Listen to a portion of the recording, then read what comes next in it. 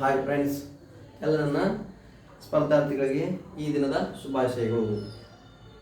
ನೋಡ್ರಿ, ಹಿಂದಿನ ಕ್ಲಾಸಲ್ಲಿ ಏನು ಡಿಸ್ಕಸ್ ಮಾಡ್ತಾ ಇದ್ದೀವಿ ರೀ, ಕನ್ನಡ ವ್ಯಾಕರಣ ಮಾಡ್ತಾ ಇದ್ವಿ ಮತ್ತು ಅದರ ಜೊತೆಗೆ ಇಂಗ್ಲೀಷ್ ವ್ಯಾಕರಣ ಡಿಸ್ಕಸ್ ಮಾಡ್ತಾ ಇದ್ವಿ.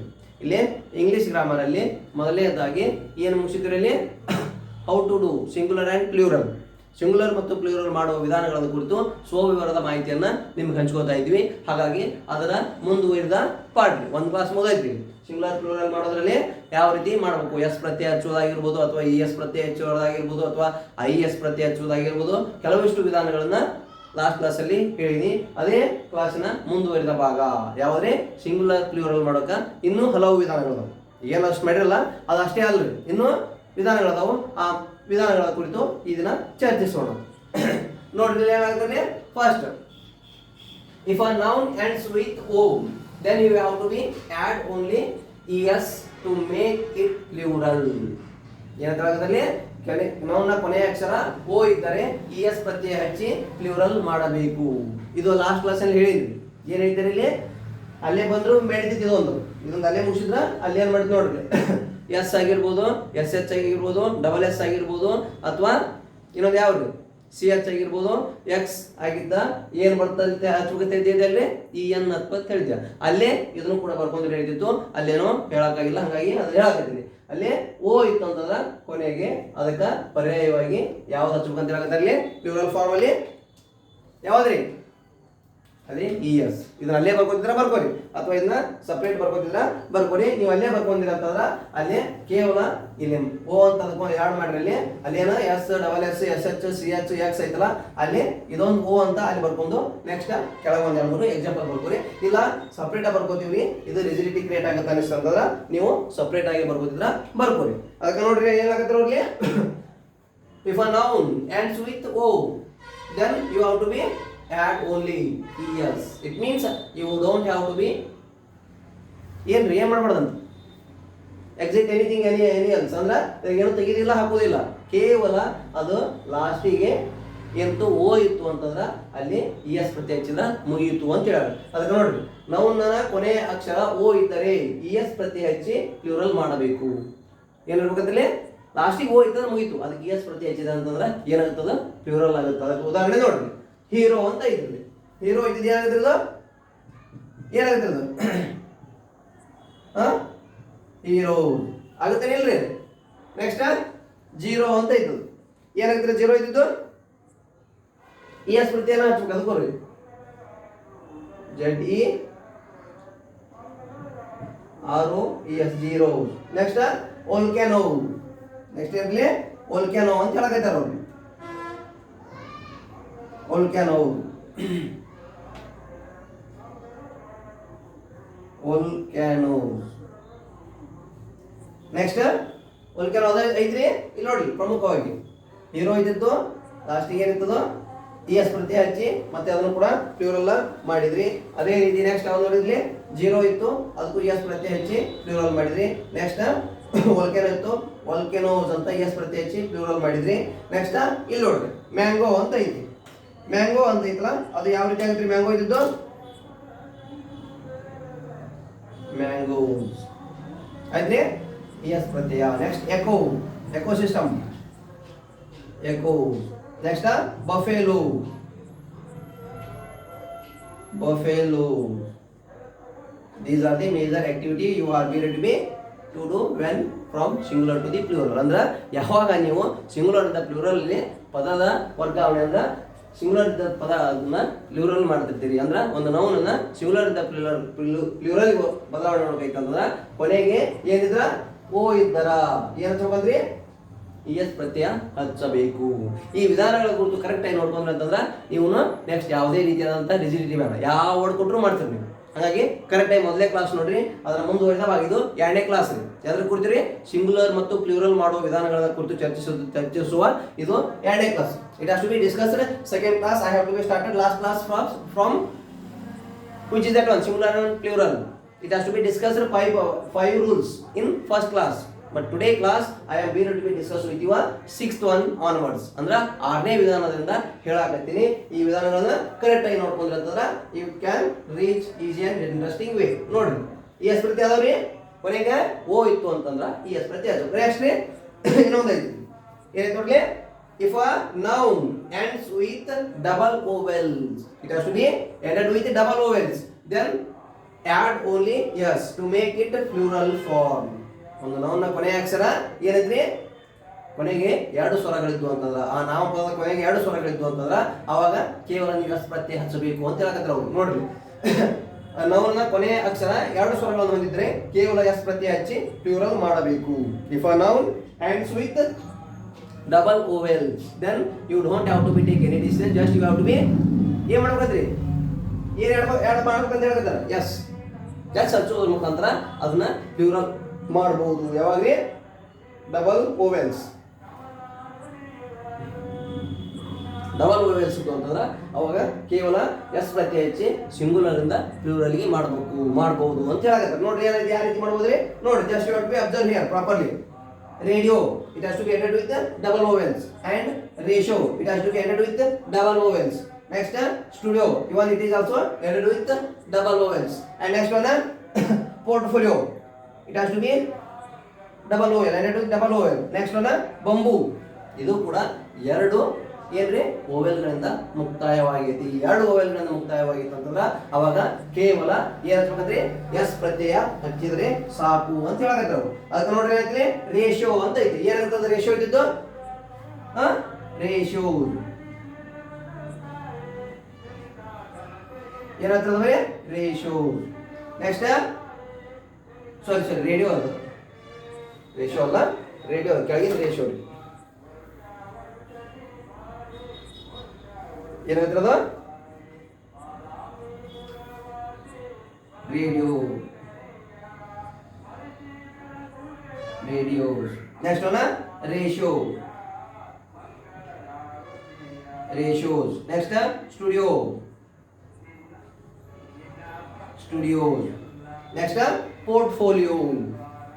ಏನಿದೆ next, portfolio.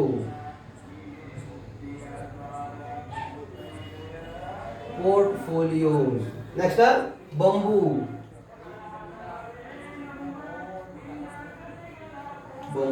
Just you have to be observed here. The word ended with two vowels. In that manner, just you have to be add only yes. ಐತ್ರಿ ನೋಡಿ, ಚೆಕ್ ಮಾಡಿ. ಎಸ್ ಅಂದ್ರೆ ಕೊನೆಗೆ ಏನಿರ್ಲಿ ಡಬಲ್ ಓವೆಲ್ ಇದ್ದು ಅಂತ ಆಗೂ ಕೂಡ ನೀವು ಕೇವಲ ಎಸ್ ಪ್ರತ್ಯಯ ಹಚ್ಚೋದ್ರ ಮುಖಾಂತರ ಏನ್ ಮಾಡ್ಬೋದಂದ್ರಿ, ಸಿಂಗುಲರ್ನಿಂದ ಪ್ಲೂರಲ್ಗೆ ವರ್ಗಾವಣೆ ಮಾಡಬಹುದು ಅಂತ ಹೇಳಾಕತ್ತಾರೆ. ಈ ಎರಡು ವಿಧಾನಗಳು ಕರೆಕ್ಟ್ ಆಗಿ ತಗೋರಿ, ಬರ್ಕೋರಿ, ಇಲ್ಲ ಸ್ಕ್ರೀನ್ ಶಾಟ್ ತಗೋರಿ, ಫೋಟೋ ಹೊಡ್ಕೋರಿ. ನೆಕ್ಸ್ಟ್ ಕ್ಲಾಸಿಂದ ಹೇಳ್ತೀನಿ.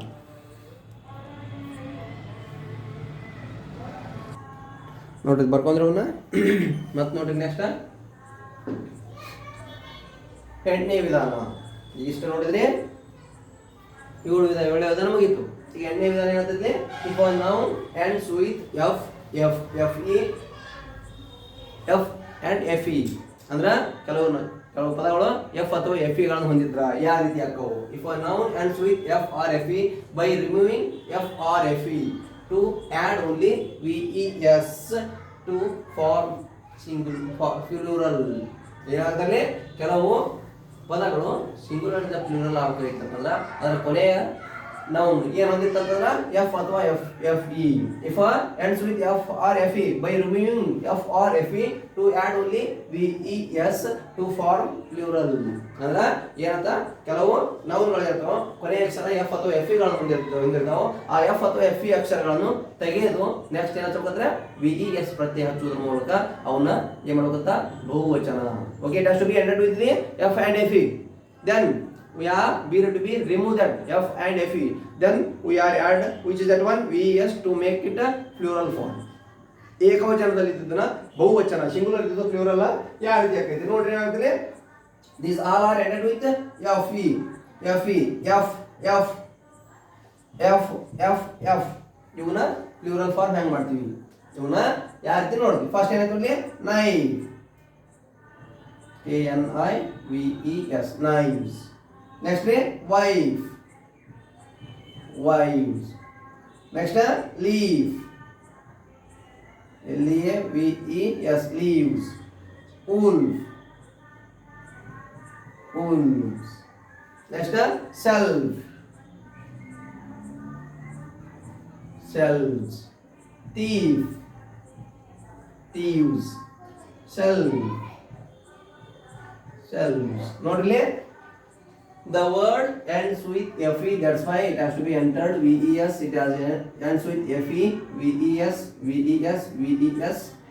Next, ves, ves, ves. Why? Because of the word ended with f or fe. It means the nouns has to be ended now fe or f. ಕೆಲವು ಪದಗಳು ನಾಮಪದಗಳು singular ಅಲ್ಲಿ ಇದ್ದಾಗ F ಅಥವಾ F ಅಂದೆವು, ಅವು ಬಹುವಚನವಾಗುವಾಗ ಯಾವ ರೀತಿ ಬಂದು ಅಂತೇಳಿ ವಿ ಎಸ್ ಪ್ರತ್ಯಯ ಹೊಂದುತ್ತಾವು ಅಂತ ಹೇಳ. ಹಾಗೆ ರೀತಿ ವಿ ಎಸ್ ಪ್ರತ್ಯಯ ಹೊಂದೆವು. ಅದಕ್ಕೆ ಅವ್ರು ಏನಾಗುತ್ತೆ, it has to be a major rule when we are going to be convert from singular to the plural. The whatever words, whatever nouns ends with f or fe, then we are be ready to be do in plural form, we are remove that one. It means f or fe, then add to ves. Next one, ಒಂಬತ್ತನೇ ದೊಡ್ಡ ಏನಂತೆ, a few nouns form their plural form by changing the inside vowel of the singular.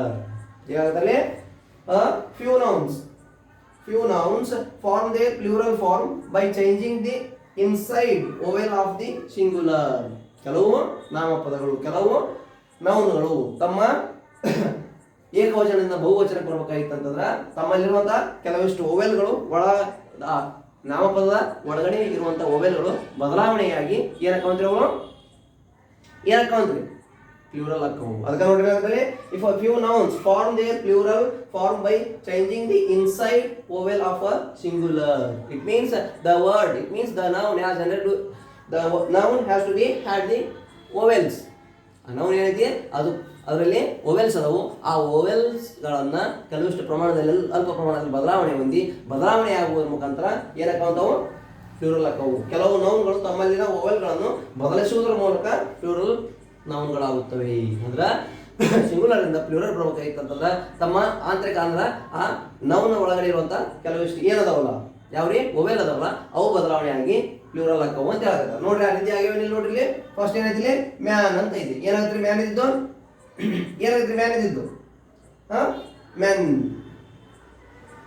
Man ಇದ್ದು men. ನೋಡ್ರಿ ಏನೈತಿ, A ಇತ್ತು, A ಹೋಗಿ E ಬಂತು. Next human, ಇದು ಏನಿತ್ತು, ಎ ಇತ್ತು, ಇ ಬಂತು. ನೆಕ್ಸ್ಟ್ ಫುಡ್, ಫೂಟ್ ಅಂತಂದ್ರೆ ಸಿಂಗುಲರ್ ಅಳತಿ ಮಾಡ್ತೀವಿ, ಫೀಟ್ ಅಂದ್ರೆ ಎರಡನೇ ಪ್ಲೂರಲ್ ಅಳತಿ ಮಾಡ್ತೀವಿ. ನೆಕ್ಸ್ಟ್ ಟೂತ್, ಇದ್ದು ಟೀತ್. ನೆಕ್ಸ್ಟ್ ಮೌಸ್ ಐತಿ, ಮೈಸ್. ಏನೈತಿಲಿ, MO ಎರಡು ಓದು. ನೆಕ್ಸ್ಟ್ ಏನೈತಿಲಿ, ಗೂಸ್ ಐತಿ, ಗೀಸ್. ಯಾವ ಬಂದು ಇಲ್ಲಿ, GEESE, ಗೀಸ್. ಮೌಸ್ ಇದ್ದು ಮೈಸ್ ಆಯ್ತು, ಗೂಸ್ ಇದ್ದು ಗೀಸ್ ಆಯ್ತು. ಅಂದ್ರೆ ಇಲ್ಲಿ ಸಿಂಗುಲರ್ಲಿಂದ ಪ್ಲೂರಲ್ಗೆ ಆಗಬೇಕಾಯ್ತಂದ್ರೆ ಕೆಲವು ನೌನ್ಗಳು ತಮ್ಮ ಆಂತರಿಕವಾಗಿರುವಂಥ ಕೆಲವಿಷ್ಟು ಪ್ರಮಾಣದ ಸ್ವರಗಳು, ಇಟ್ ಮೀನ್ಸ್ ಓವೆಲ್ಸ್ ಬದಲಾವಣೆಯಾಗಿ ನೆಕ್ಸ್ಟ್ ಯಾವ ರೂಪ ಪಡಿತಾವೆ ಅಂದ್ರೆ ಯಾವ ರೂಪ ರೀ, ಬಹುರೂಪ. It means plural form. That's why you have to be observe these proper rules when you are try to convert from singular to the plural form. ಒಂದು ನೌನನ್ನು ಸಿಂಗುಲರ್ ಇಂದ ಪ್ಲೂರಲ್ ಮಾಡಬೇಕಂತಂದ್ರೆ ಈ ರೂಲ್ಸ್ಗಳು ಕರೆಕ್ಟ್ ಆಗಿಬೇಕು. ಹಾಗಾಗಿ ಈ ರೂಲ್ಸ್ ಅನ್ನ ಫೋಟೋ ತಗೋರಿ ಅಥವಾ ಎಲ್ಲ ಸ್ಕ್ರೀನ್ಶಾಟ್ ನೋಡ್ಕೊರಿ, ಬರ್ಕೋರಿ ಕರೆಕ್ಟ್ ಆಗಿ. ಈ ರೂಲ್ಸ್ ಅನ್ನು ಕರೆಕ್ಟ್ ಆಗಿ ಬರ್ಕೊಂಡಿದೆ ಅಂತಂದ್ರೆ then you can able to be understood. First ಏನೈತಿ, it has to be ended with F or F E. You are try to remove this one F and F E, then you have to be added VES. ಕೆಲವು F ಅಥವಾ F E ಹೊಂದಿರ್ತಾವೆ ನೌನ್ಗಳು, ಅವ್ನು ತೆಗೆಯುವುದರ ಮುಖಾಂತರ VS ಪ್ರತ್ಯಯ ಹಚ್ಚೋದ್ರ ಮುಖಾಂತರ plural ಮಾಡಿದ್ವಿ. Next ಏನಾಗುತ್ತೆ, ಕೆಲವು ಆಂತರಿಕವಾಗಿರುವಂಥ ಕೆಲವಷ್ಟು ಪ್ರಮಾಣದ ನೌನ್ಗಳನ್ನ ಆಂತರಿಕವಾಗಿರುವಂಥ ಮೊಬೈಲ್ಗಳು ಬದಲಾವಣೆ ಹೊಂದಿ ಏನಕ್ಕಂತ ಪ್ಲೂರಲ್ ಹಾಕುವಂತ. ಅದಕ್ಕೆ ನೋಡ್ರಿ, ಏಜ್ ಇದ್ದು ಇ ಬಂದೈತಿ, ಏಜ್ ಇದ್ದು ಇ ಬಂದೈತಿ, ಫೂಟ್ ಇದ್ದು ಫೀಟ್ ಆಗೈತಿ. ಡಬಲ್ ಓ ಬಂದಿದ್ದು ಡಬಲ್ ಇ ಬಂದೈತಿ ಅಂದ್ರೆ ಬದಲಾವಣೆ ಆಗಿದೆ ಅಂತ ಅರ್ಥ. ಈ ಬದಲಾವಣೆ ಮುಖಾಂತರ ಪ್ಲೂರಲ್ ಫಾರ್ಮ್ ಮಾಡ್ತೀವಿ. ಕರೆಕ್ಟಾಗಿ ಬರ್ಕೋರಿ ಅವನು ನೋಡ್ರಿ. ನೆಕ್ಸ್ಟ್ ರೂಲ್ಸ್ ಸಿಂಗುಲರ್ ಪ್ಲೂರಲ್ ಅಂದ್ರೆ 10 ನೋಡಿದ್ರಿ. 10ನೇ ರೂಲ್ ಏನೈತಿ ನೋಡ್ಲಿ, few nouns form their plural by adding en to their singular form.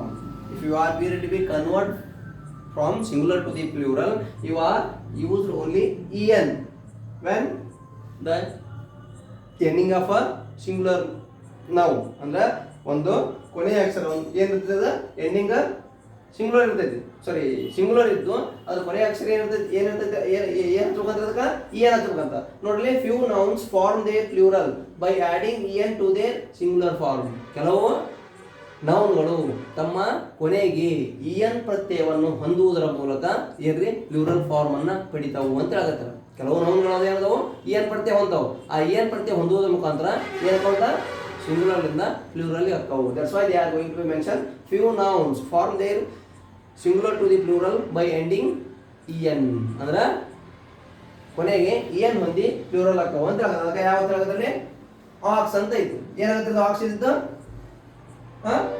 ಏನಾಗುತ್ತೆ ಅದು OX EN oxen. Next one child, children, children. Next brother ಏನೈತಿ ನೋಡಿ ಆಗೈತಿ ನೋಡ್ರಿ OX ಐತಿ EN ಪ್ರತ್ಯಯ ಹೊಂದೈತಿ. ನೆಕ್ಸ್ಟ್ ಚೈಲ್ಡ್ ಐತಿ ಚಿಲ್ಡ್ರನ್ EN ಪ್ರತ್ಯಯ ಹೊಂದೈತಿ. ನೆಕ್ಸ್ಟ್ ಯಾವ್ದು ಆಗುತ್ತಿಲ್ಲ ಏನಾಗ್ತದ ಬ್ರದರ್, ಬ್ರದರ್ ಅಂತ ಐತಿ. ಬ್ರದರ್ ಇದ್ದಿದ್ದು ಏನಾಗುತ್ತಿಲ್ಲ ಬ್ರದರ್ ಇದ್ರೆ ಏನಾಗುತ್ತಿಲ್ಲ BROTHERN ಬ್ರದರ್, ಸಾರಿ BROTHER ಬ್ರದರ್ ಐತಿ. ಅದು ಪ್ಲೂರಲ್ ಫಾರ್ಮ್ ಅಲ್ಲಿ ಏನಕ್ಕೈತಿ ಅಂತ ಕೇಳಾಕೈತಿ. ಏನಾಗೈತಿ ಅದು BRETHERN ಬ್ರೀತರ್. ಏನಾಗ್ತದ BRETHREN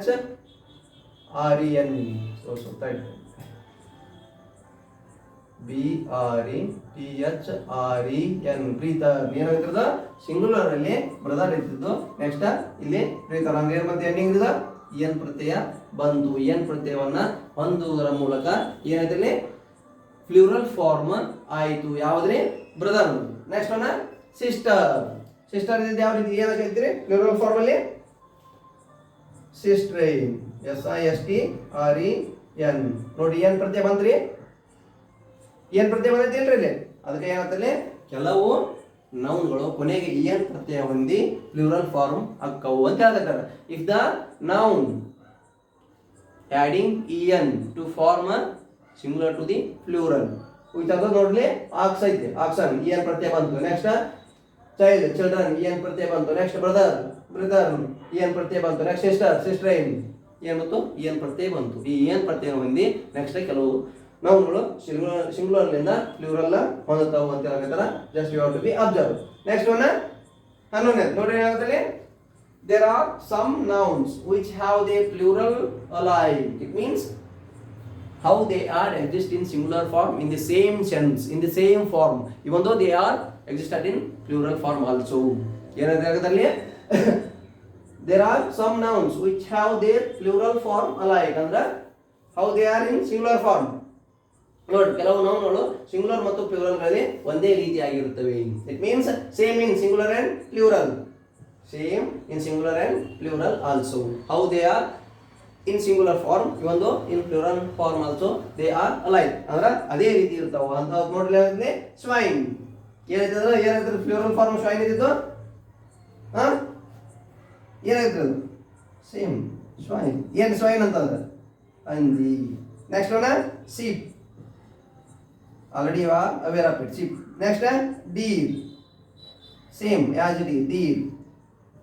Trout, TROUT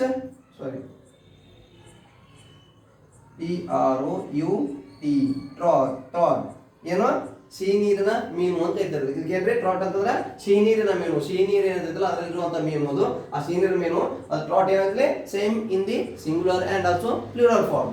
next one pair, ಜೋಡಿ ಅಂತ ಕೇಳ್ತೀವಿ. ಜೋಡಿಗಳು ಪೇರ್ ಅಂದ್ರೆ ಜೊತೆ, ಒಂದ್ ಜೊತೆ ಕೊಡ್ರಿ, ಒಂದ್ ಜೊತೆ ಡ್ರೆಸ್ ಕೊಡ್ರಿ, ಒಂದ್ ಜೊತೆ ಬಟ್ಟೆ ಕೊಡ್ರಿ, ಒಂದ್ ಜೊತೆ ಸ್ಲಿಪ್ಪರ್ಸ್ ಕೊಡ್ರಿ ಅಂತ ಏನ್ ಕರಿತಿರ್ತೀವ, ಸ್ಲಿಪ್ಪರ್ ಕೊಡ್ರಿ ಅಂತ ಏನ್ ಕರಿತಿರ್ತೀವಲ್ಲ ಅಲ್ಲಿ ಬಳಸುವಂತ ಪದ ಅಲ್ಲಿ ಏನ್ ಮಾಡ್ತೀವಿ ಪೇರ್. ಪೇರ್ ಅಂತಂದ್ರೆ ಪ್ಲೂರಲ್ ಅದು. ಅದಕ್ಕೆ ಪೇರ್ ಇದ್ದು ಪೇರ್ಸ್ ಅಂತ ಅನ್ನಲ್ಲ, ಫೇರ್ ಪೇರ್ ಅಂದ್ರೆ ಅಂತೀವಿ. Dozen same sense dozen. ಅಲ್ಲಿ ಒಂದ್ ಡಜನ್ಗಳನ್ನು ಕೊಡ್ರಿ ಅನ್ನಲ್ಲ, ಒಂದ್ ಡಜನ್ ಅಂತೀವಿ. In plural form also we are referred as only dozen. Score, ನಾವು ಸ್ಕೋರ್ ಎಷ್ಟಾಗಿದೆ ಅಂತ ಕೇಳ್ತೀವಿ, ಸ್ಕೋರ್ಸ್ ಎಷ್ಟಾಗಿದೆ ಅಂತ ಕೇಳ್ದ. ದಟ್ಸ್ ವೈ ಈ ಒಂದು same sense in singular and plural also score and it as same in plural. Next one grass, ಒಟ್ಟು. Not grasses in plural in same sense. Singular ಯಾವ ರೀತಿ ಐತಿ ಅದೇ ರೀತಿ ಕೂಡ ನಾವು ಪ್ಲೂರಲ್ ಅಲ್ಲಿ ಬಳಸ್ತೀವಿ. ಹಂಗಾಗಿ ಗ್ರಾಸ್ ಇದ್ದಿದ್ದು ಏನಾಗುತ್ತೆ ಸೇಮ್. ನೆಕ್ಸ್ಟ್ ಸ್ಟೋನ್ ಕಲ್ಲು, stone. Next 100 hundreds. Is it right? No. Same sense in 100 only in plural form also. ಅಂದ್ರೆ ಇಲ್ಲಿ 100 ಅಂತಂದ್ರೆ 100 ಅಂತಂದ್ರೆ 100ಗಳನ್ನು ಕೊಡ್ರಿ ಅಂತೀವನು ಇಲ್ಲ, 1000ಗಳನ್ನು ಕೊಡ್ರಿ ಅಂತೀವನು ಇಲ್ಲ, 1000 ರೂಪಾಯಿ ಕೊಡ್ರಿ ಅಂತೀವಿ, 1000 ರೂಪಾಯಿಗಳನ್ನು ಕೊಡ್ರಿ, 1000 ರೂಗಳನ್ನು ಕೊಡ್ರಿ ಅಂತೀವನು ಇಲ್ಲ.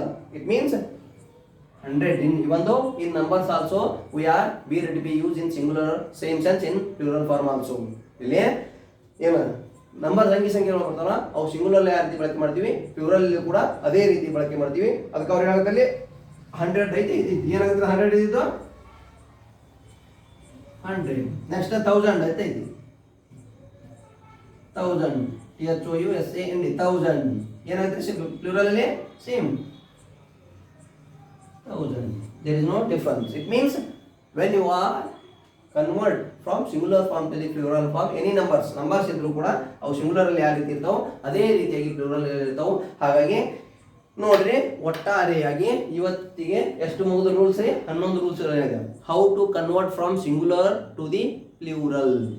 ನೌನ್ಗಳನ್ನ ನಾಮಪದಗಳನ್ನ ಸಿಂಗುಲರ್ಲಿಂದ ಪ್ಲೂರಲ್ಗೆ ಯಾವ ರೀತಿ ಮಾಡಬೇಕು ಅನ್ನೋ ವಿಧಾನಗಳ ಕುರಿತು ಚರ್ಚಿಸಿದ್ವಿ. ಹಾಗಾಗಿ ಇವತ್ತಿಗೆ 2ನೇ ಕ್ಲಾಸ್ ಆಯಿತು. 2ನೇ ಕ್ಲಾಸ್ನಲ್ಲಿ 11ನೇ ರೂಲ್ಸ್ ಮುಗಿಸಿದೆ. 1ನೇದರಲ್ಲಿ 5 ರೂಲ್ಸ್ ಮುಗಿದಿತ್ತು, ಈ ಸಲ 6 ರೂಲ್ಸ್ ಮುಗಿದು. ಈ ರೂಲ್ಸ್ ಅನ್ನ ಕರೆಕ್ಟ್ ಆಗಿ ತಿಳ್ಕೊಂಡ್ರೆ ಅಂತಂದ್ರೆ then you can easy and interestingly convert from singular form to the plural form whatever nouns they are be to be given to you. ಯಾವುದೇ ನಾವು ನಿಮ್ಮ ಕೈ ಕೊಟ್ಟರು ಯಾವುದೇ ಕೊಟ್ಟರು ಕೂಡ ಅದು ನೀವು ಮಾಡಬೇಕಾಗಿತ್ತು ಅಂತಂದ್ರೆ ನಿಮ್ಗೆ ಏನು ಬರ್ಬೇಕು ಮೊದಲೇ ರೂಲ್ಸ್ ಓದ್ತಿರ್ಬೇಕ್ರಿ. How it has to be transfer from singular to the plural. ಆ ವಿಧಾನಗಳು ನಿಮ್ಗೆ ಗೊತ್ತಿದ್ದು ಅಂತಂದ್ರೆ ಆವಾಗ ಮಾತ್ರ ಇದು ಈಸಿ ಆ್ಯಂಡ್ ಇಂಟ್ರೆಸ್ಟಿಂಗ್ ಆಗಿದೆ. ಹಾಗಾಗಿ ಮತ್ತೆ ಇವ್ರು ಕರೆಕ್ಟಾಗಿ ರೂಲ್ಸ್ ಬರ್ಕೋರಿ, ಇವು ಬರ್ಕೊಂಡು ನೆಕ್ಸ್ಟ್ ಪ್ರಾಕ್ಟೀಸ್ ಮಾಡಿ. Practice makes perfect. ಇಲ್ಲಿ ನೀವು ಪ್ರಾಕ್ಟೀಸ್ ಮಾಡಾರ ಏನೂ ಸಾಧ್ಯ ಇಲ್ಲ, ಬರೀ ಹಿಂಗೆ ಕುಂತು ಕೇಳಿದ್ರು ಕೂಡ ಏನೂ ಆಗಲ್ಲ. That's why you have to be write it in your book properly in sequential manner. How we are going to be dictating here. ನಾವು ಯಾವ ರೀತಿ ಹೇಳಕತ್ತೀರಿ ಅದನ್ನು ಕರೆಕ್ಟಾಗಿ ಬರ್ಕೋರಿ, ಬರ್ಕೊಂಡು ಪ್ರಾಕ್ಟೀಸ್ ಮಾಡಿರಿ. ನೆಕ್ಸ್ಟ್ ನಿಮ್ಗೆ ಹೇಳಿದಂಗೆ ನಿಮ್ಗೆ ಇಂಟ್ರೆಸ್ಟಿಂಗ್ ತಿಳಿದಂಗೆ then is it become easy. ನಿಮ್ಗೆ ಅನ್ಕೊಂಡಂಗೆ ಸಾಧನೆ ಆಗ್ಬೇಕಂತಂದ್ರೆ ಹೇಳಿದ ಕೆಲಸ ಮಾಡ್ಬೇಕ್ರಿ. ಹಾಗಾಗಿ ಇವತ್ತಿನ ದಿನ ಇಷ್ಟು ಕ್ಲಾಸ್ ಇಷ್ಟು ಸಾಕು ಅನಿಸ್ತೈತಿ, ಇಷ್ಟು ಸಾಕು. ನೆಕ್ಸ್ಟ್ ಮುಂದಿನ ವಿಷಯ ಕುರಿತು ಮುಂದಿನ ಇನ್ನೂ ಕೆಲವಿಷ್ಟು ರೂಲ್ಸ್ಗಳದು ಅದನ್ನು ಮುಂದಿನ ತರಗತಿಯಲ್ಲಿ ಚರ್ಚಿಸುತ್ತೇನೆ. ಮತ್ತೊಮ್ಮೆ ಎಲ್ಲರಿಗೂ ಶುಭಾಶಯಗಳು.